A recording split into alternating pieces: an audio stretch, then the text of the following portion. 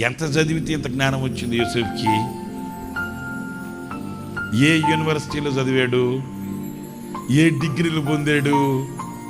నేను చెప్పనా, అతడు పరసంబంధమైన జ్ఞానం పొందుకున్నాడు. ఆ పరసంబంధమైన జ్ఞానం అతనికి పవిత్రతనిచ్చింది.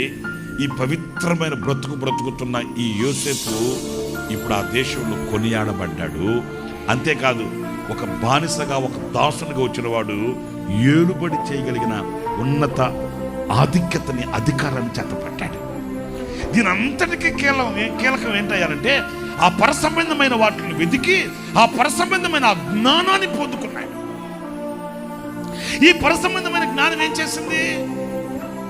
ఏ సందర్భంలో ఎక్కడ నిలబడాలి, ఏ సందర్భంలో ఎక్కడ పారిపోవాలి, ఏ సందర్భంలో ఎవరితో మాట్లాడాలి, ఏ సందర్భంలో ఎక్కడ ఎలా ఉండాలి, ఎలా మెసులుకోవాలి, ఎలా మెదులుకోవాలి, ఎలా నడిపించబడాలనో ఆ దైవ జ్ఞానం నేర్పించింది.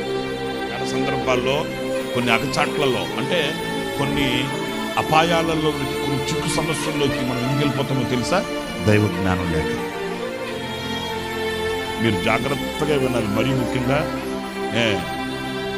యవనస్తులైన వాళ్ళు, అలాగే పోటీ ప్రపంచంలో నేను ప్రభు కొరకు సాక్షిగా ఉండాలనుకున్న ప్రతి వ్యక్తి వినాల్సిన మాట ఈ మాట.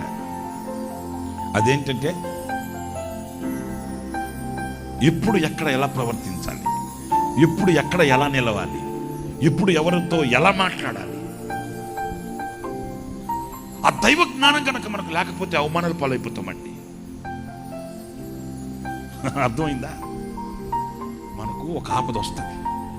ఇప్పుడే కాదు, రేపే కాదు, ఎప్పుడైనా ఆ ఆపద వచ్చినప్పుడు, ఆ ఇబ్బంది వచ్చినప్పుడు, ఇలాంటి ఏదైనా ఒక సమస్యల ఎదుట నిలిచినప్పుడు, పరసంబంధమైన దైవ జ్ఞానమే మనం గనక వాడుకోకపోతే, లేకపోతే ఆ దైవ జ్ఞానమే మనకు లేకపోతే, సమస్యను మనం దాటుకుని ముందుకు వెళ్ళడం మన సాధ్యం కాదు.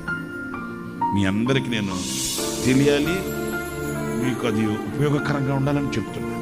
ఈరోజు చాలామంది యవనస్తులు కానివ్వండి, ఒక సవాలుగా తీసుకున్న విషయాలలో కానివ్వండి, ఈ పోటీ ప్రపంచంలో కానివ్వండి, చాలామంది రోజున ఎందుకు తలదింపులు కలుగుతున్నాయంటే ఆ దైవ జ్ఞానం లేకే.